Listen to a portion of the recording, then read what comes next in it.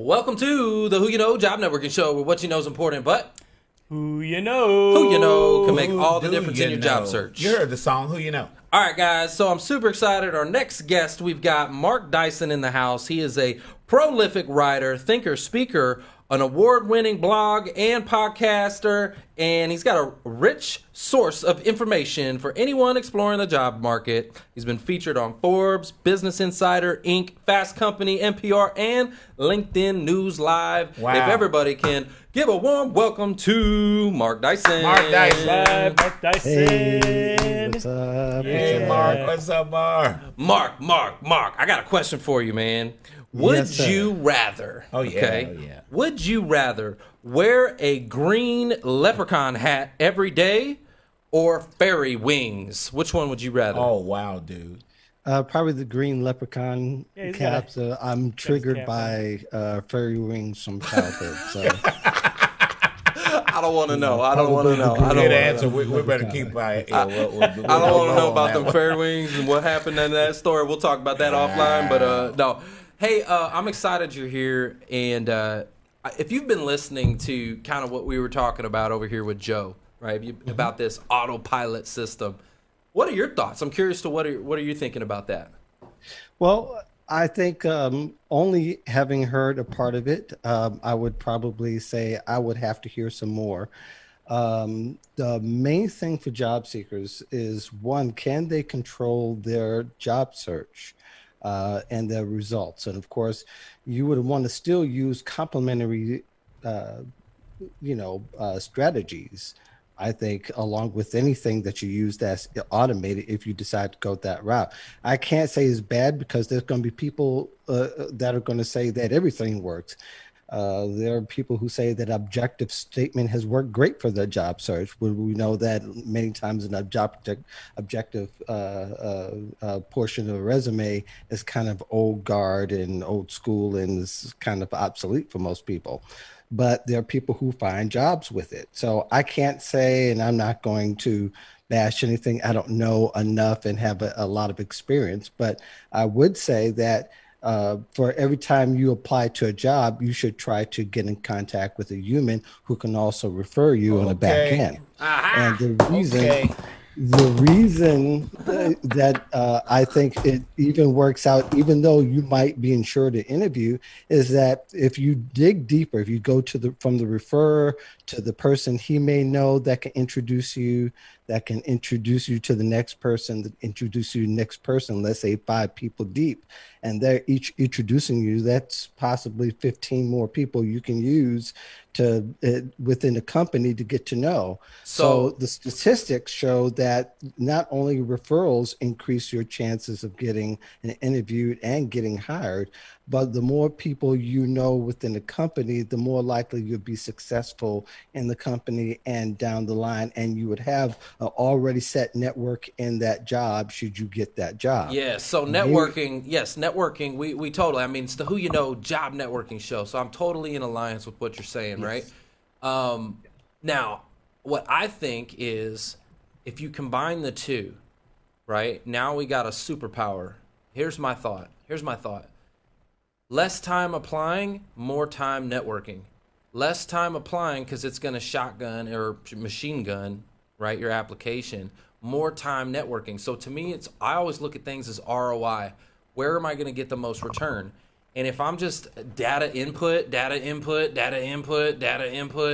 not a good ROI, right? In my eyes. This thing is doing the data input for you on autopilot. So anyways, I just wanted to hear what your thoughts were. Let's talk about some of those strategies that you do, right? Because you're being featured all over the place, man. Voice of the job seekers. So I love that. What are some of your, do you have like a go-to strategy that has like really been kind of a home run for you? Well, I think in the past couple of years, I've talked more about job search being a lifestyle rather than an event, Right. rather than just being a seasonal thing that you do, because most behavioral people is that they only look for jobs when they need a job. Okay. And Yes. these days with the things where they are and things shifting like that, if you're just looking when you need it, you're really behind Yep. months and months. Yep. So if you're already, job search is a lifestyle, you're already, and that doesn't mean you're perusing job boards all the time. I don't mean that kind of lifestyle. I mean for the fact that you're learning, that you're developing, that you're building your network, you're connecting, you're giving, and giving is a strategy, is not and I'm not Amen. talking about giving, I'm not talking about giving, just to get, but you're going to probably give 10 times as much as that you're probably to get back if you're doing it right. And we can argue whether that's 5 or 10 times, but we will I'm say with you. that honestly, that there is a very deep ROI with that, because when you're giving to other people, you're not just in person you give, but person that you're, the people who are watching you give are Yeah. also being impacted in that way. I heard you say something Okay, very, okay. very important, Mark, which is, the continuation of your networking and really of your search, because somebody actually early on in my stages of my careers had said something, which a good salesperson is always looking for the next great opportunity, right? And so when you get landed, to the job seekers, when you get landed, it's not necessarily searching for the next job outside of that company. Even it's continuing to network and have those skills sharpened for internal positions as well. Think about that. You should always be looking for your next opportunity, whether that's with the company that you're in or not, right? And if you're looking for, Absolutely. most people don't start a job envisioning themselves staying in that same position for the rest of their lives. They're looking for reasons and opportunity to advance. And a lot of these skills are going to And be required to do if that. you're not growing, okay, look, if you're not growing, you're dying. Yep. Okay. And so if you're not constantly evolving, sharpening, molding, you know, you're just going backwards. Okay. And so for the job seekers right now, like you're gonna get back to it. Right now, it's uncomfortable for you because sometimes in order to remodel a kitchen, you got to rip out some cabinets. Okay. It's real uncomfortable. There's an uncomfortableness to the whole process. But you're growing in this season right now, whether you know it or not. You are growing. You're being molded and you're being sharpened. Yeah, and it's funny you should use that analogy because I own some property Oh, here in okay. Chicago, All right. and it's funny because one of the kitchens in the building we are remodeling, and because we have gotten the wrong size of Lazy Susans, uh, and they're quite large, but Yep. they're also old school and don't fit through a lot of the doors that you have in some cases. So now we had to get a small one. So while you're waiting for that, you start to build other parts of your house. So just because I'm working on the kitchen doesn't mean I can't still, and things are stalled in the kitchen. That doesn't mean I don't work on That's a in the great. bathrooms, other Yes. parts of the house. Got to keep it going. And that's where job search as a lifestyle really is.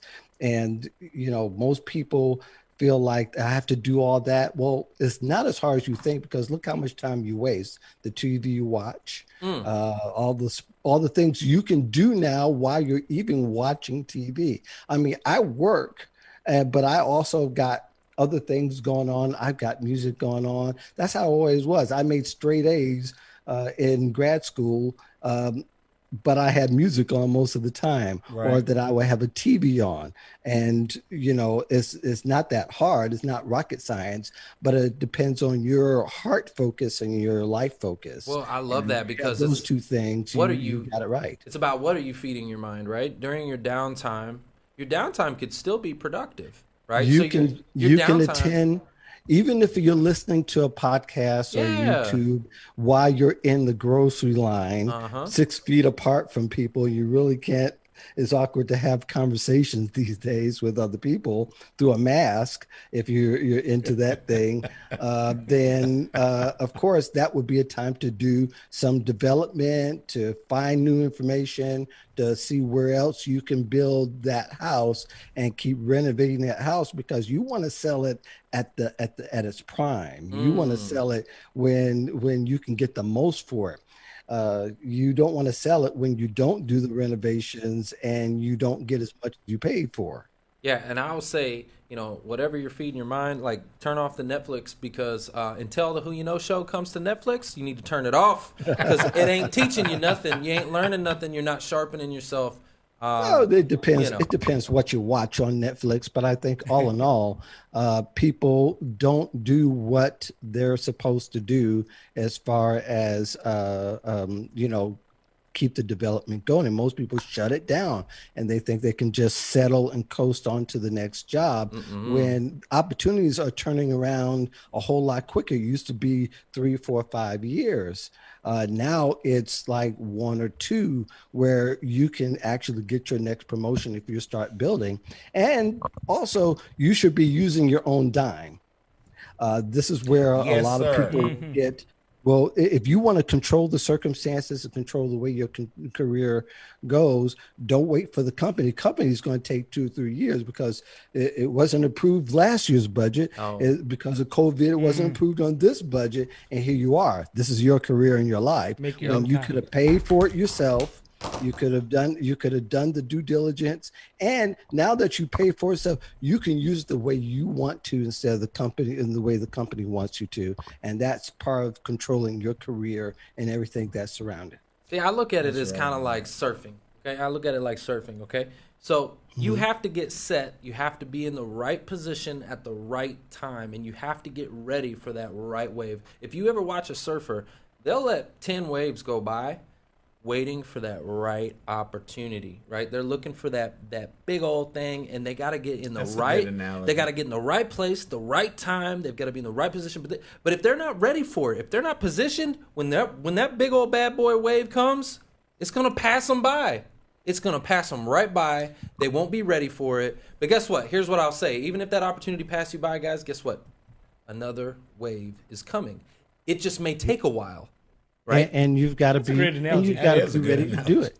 And one of the other things that I talk a lot about is you should have a mindset of a consultant. And what a mindset of a consultant is that you're going in, a company hires a consultant to solve problems, period. You're looking for the problems and you need to be able Right. to get deep in that problem. And referrals can help you, but also when you interview with a company, you've got to have a mindset of a consultant because you want to know where all the problems are. Sometimes I use the analogy, you want to know where the dead bodies are so you can see the live people clearly. But I think I think that's where people get mixed up. They have a very passive attitude. With a consultant mindset, you're going to have a very active mindset and saying that, hey, I can find out these problems. I can apply these solutions. This is how it's worked with the last company I with. I'm sure it'd be even better with the company I work with now and knowing what's up front here. One thing, Mark, that the majority, we've got a huge network. The Career Searcher Network, mostly, I don't know what percentage, but it's a real high percentage of us that are baby boomers and Gen Xers. And Yeah. we, in Foster's 50s, my job search looks a little bit, no, it looks a lot of bit different than if I were in my mid 20s or early 30s. There, that consultant mindset I like because we picked up a lot of job seeker. We're a subject matter expert now, and so we can apply our position in a consultative type of fashion and make a career out of that. Yeah. Yeah. And I think that even being older, I'm 60. Oh wow! I'm in Okay, that you're ahead I'm of in me. that group myself. No, you Wow, lie. You a Mark. lie. Coming on this Yes, show lying I'm in like that that. group as well. Must be the hat. And I've worked as consultant. One of the great things about having that mindset Uh-huh. is that you have you actually, in a lot of ways, you control the conversation. You may Right, not right, control the right, right. tempo of the conversation, but you control the conversation because these are your solutions. You know that will work. It's a matter if do you want to buy. That's And I true. think I think the other part of it is that you have a lot of resources and things that are at your fingertips that the people that interview you or may even refer you, they don't know anything about. So your resources are very deep, and the older you are, the deeper those resources are. You just have to also demonstrate